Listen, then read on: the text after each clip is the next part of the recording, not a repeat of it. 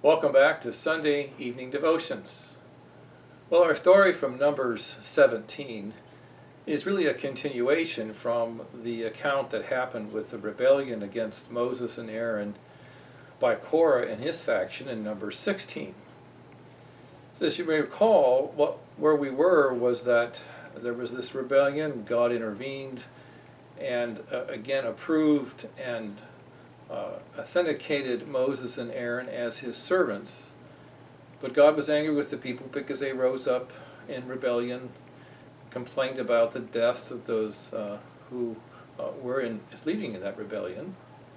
And so there was a plague that broke out, and Aaron stood between the living and the dead with his censer.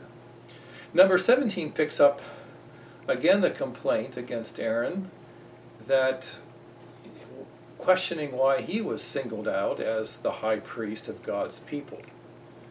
And so, upon God's command, Moses asks and requires of all the leaders of the tribes to present their rods, something like a stick, and they would present their rods and lay them before the Lord, and he would include Aaron's rod, and that God would make his choice known. So the rod, probably a little bit longer than this, we may think of a shepherd's rod. It's not quite like the shepherd's hook that we think of in biblical times. The rod in biblical times was more of a staff, longer than this, but it probably had a larger bulbous end to it, a little bit longer, and the shepherd would use that rod as a way to correct the sheep, to guide the sheep, and whatever.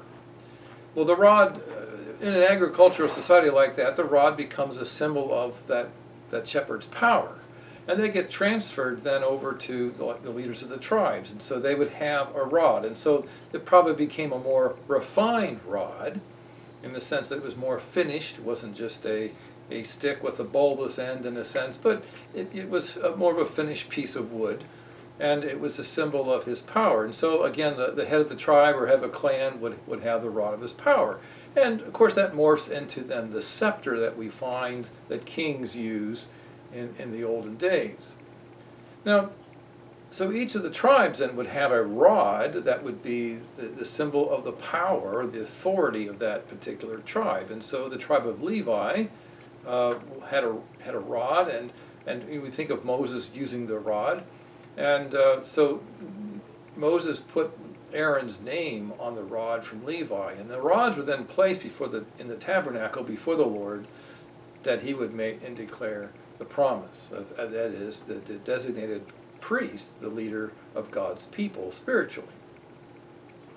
It's interesting in this story that these rods, of course, are sticks of wood, right, cut from an almond branch. And they're dead. When you cut them off and finish them, they're no longer alive.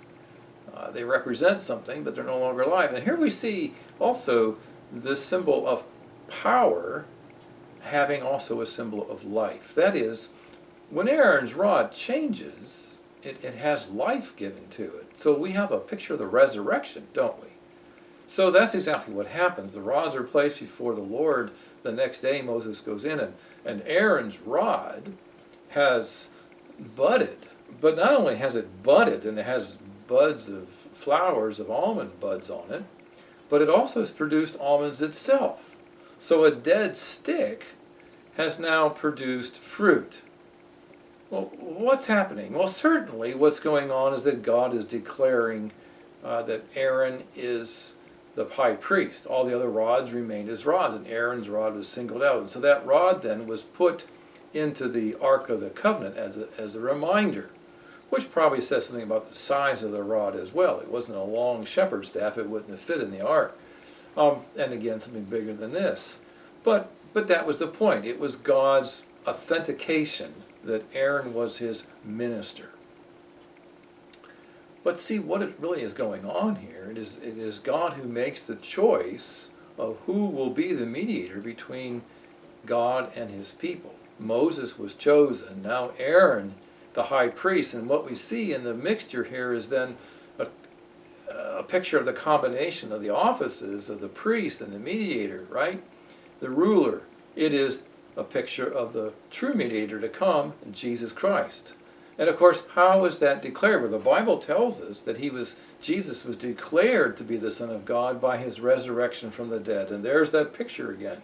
No longer just a dead stick, not just one that bears edible fruits, but it is the Lord Jesus Christ who bears the fruit of life, who is life itself, and whose fruit is the work of his hands, and the work of redemption, and the bringing of many into salvation.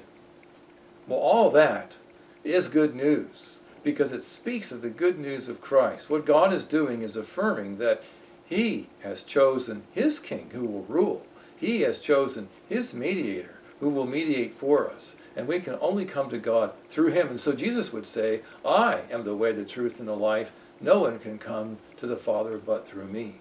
And so Aaron's rod is a picture, again, of the priestly work of Christ and the promise of Christ to come by God's own appointment. For we have a mediator who is life itself. Well, that is good news.